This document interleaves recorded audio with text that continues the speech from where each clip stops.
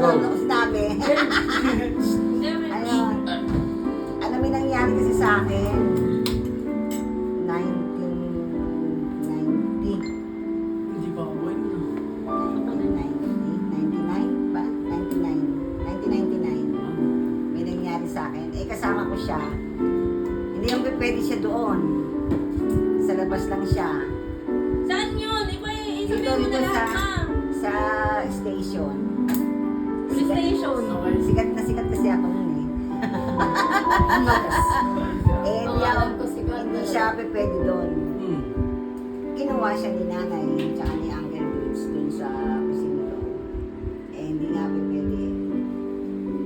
Ayun, tapos may kasama ako. Si Milet. Nauna siyang umuwi. Pero hindi niya pa kinuha si Josh. After 1 week, binalikan niya ako. Binalikan niya. Siya nagtiyasa sa akin. Ilan taon po siya naman? 2 years old.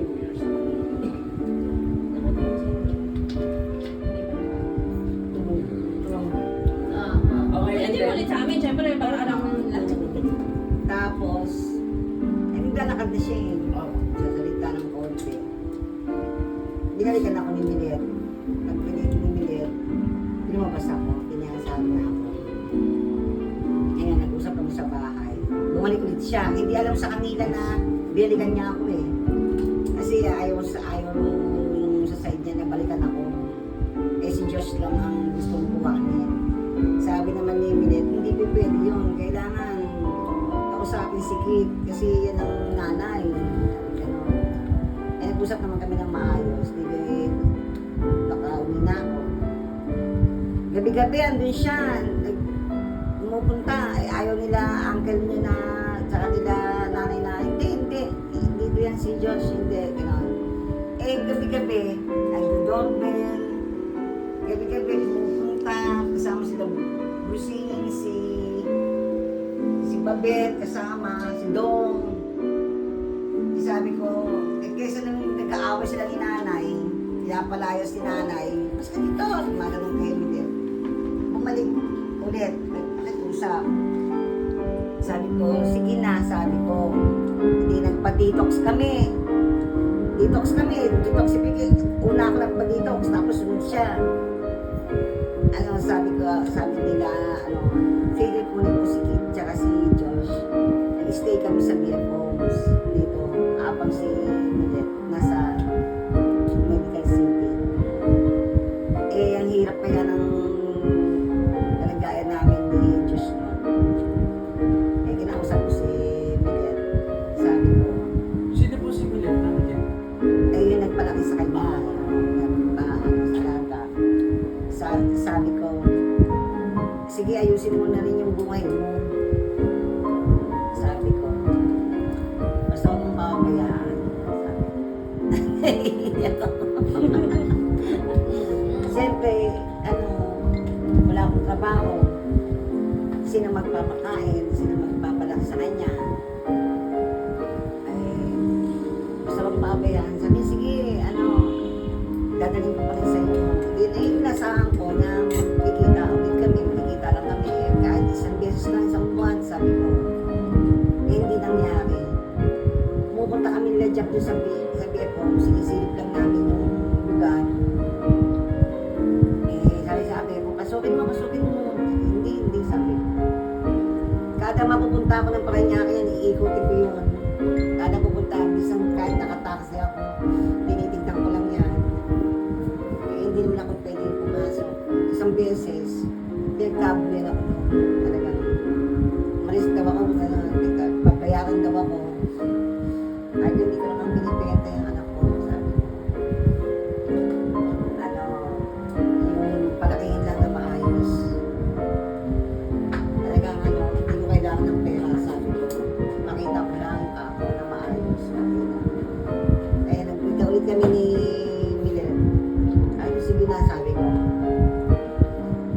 Hindi na ako magpapakita basta yan mo na maayos yung anak ko.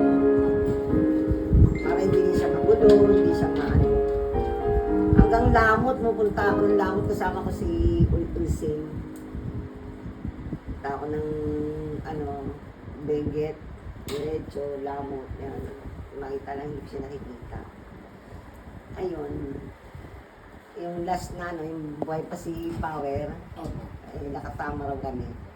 Yun ang last na ikot namin kasama si Benchap. Hindi ko na siya nakita. Ay ko siguro okay na siya. Sabi ko darating din ang oras, panahon, sabi ko. Magkikita rin kami yan, nakakanapin din ako niyan, malalaman niya rin na ako yung nanay niya.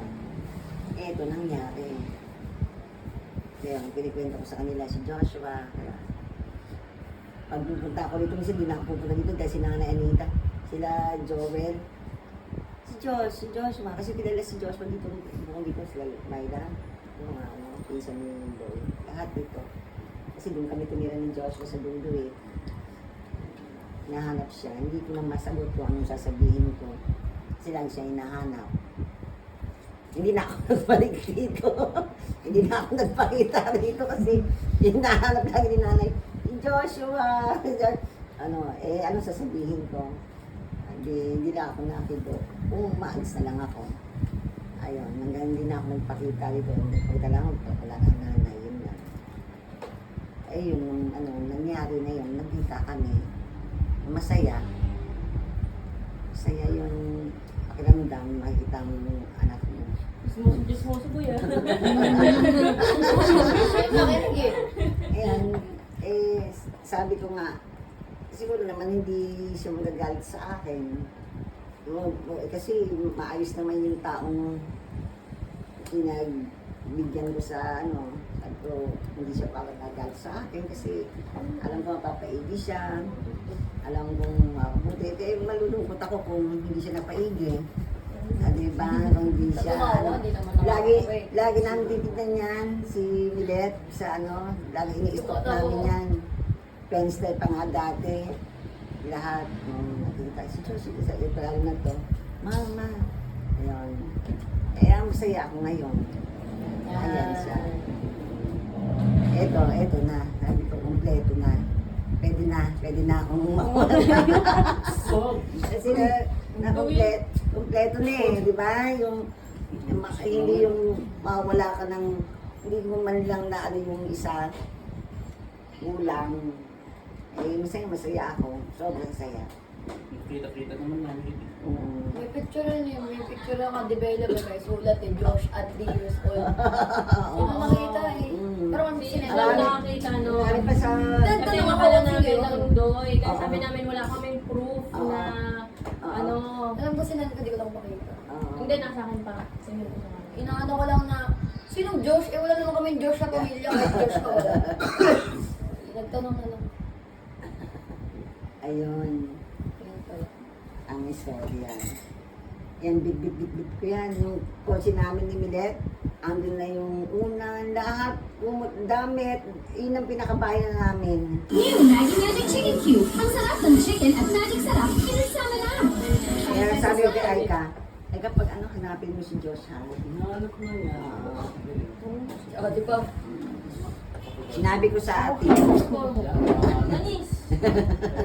Sa'yo, nahuli kita. Panis. Diba?